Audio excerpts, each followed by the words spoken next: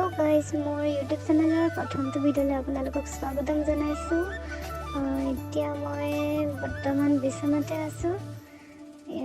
মোৰ লগত আছে সানভি। সানভি উঠা, স্কুল যাব হল তোমাৰ, উঠা সানভি। সানভি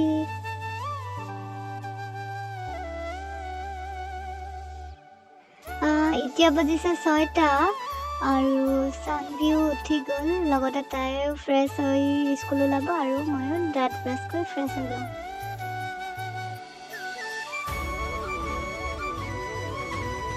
এতিয়া সানভি আৰু মিঠু স্কুল গ'ল, লগতে ময়ো গা পা ধুই আজৰি হ'লোঁ। এতিয়া মই গা পা ধুই আজৰি হৈ গ'লোঁ, লগতে মই এতিয়া মন্দিৰত চাকিখন জ্বলাই লওঁ। তাৰপিছত আপোনালোকক বহুত ধুনীয়া বস্তু এটা দেখাই আছোঁ। ভিডিঅ'টো আপোনালোকে শেষলৈ চাই থাকক।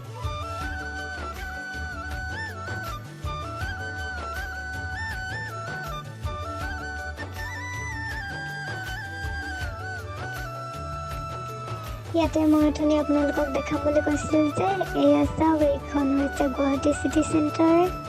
চাওক কিমান ধুনীয়া লাগিছে, ভিউটো মজা লাগিছে।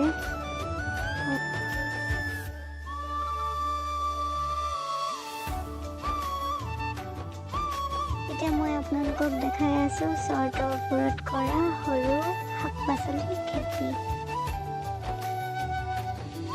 এইজোপা সকলোৱে চিনি পায়, নৰসিংহ।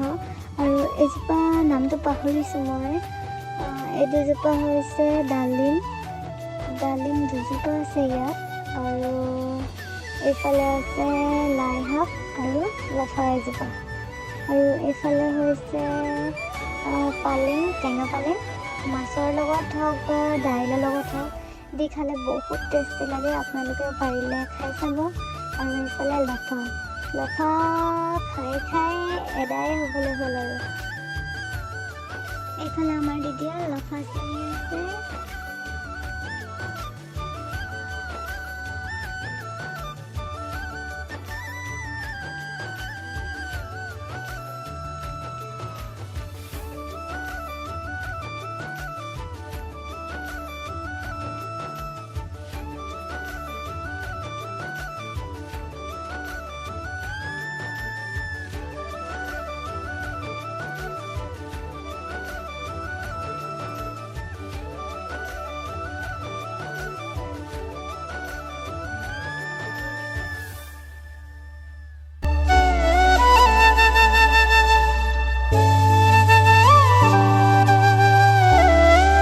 যদি আপোনালোকৰ আজি ভিডিঅ'টো ভাল লাগিলে তেন্তে লাইক, কমেণ্ট, শ্বেয়াৰ আৰু ছাবস্ক্ৰাইব কৰি দিব। আজিলৈ ভিডিঅ'টো ইমানতে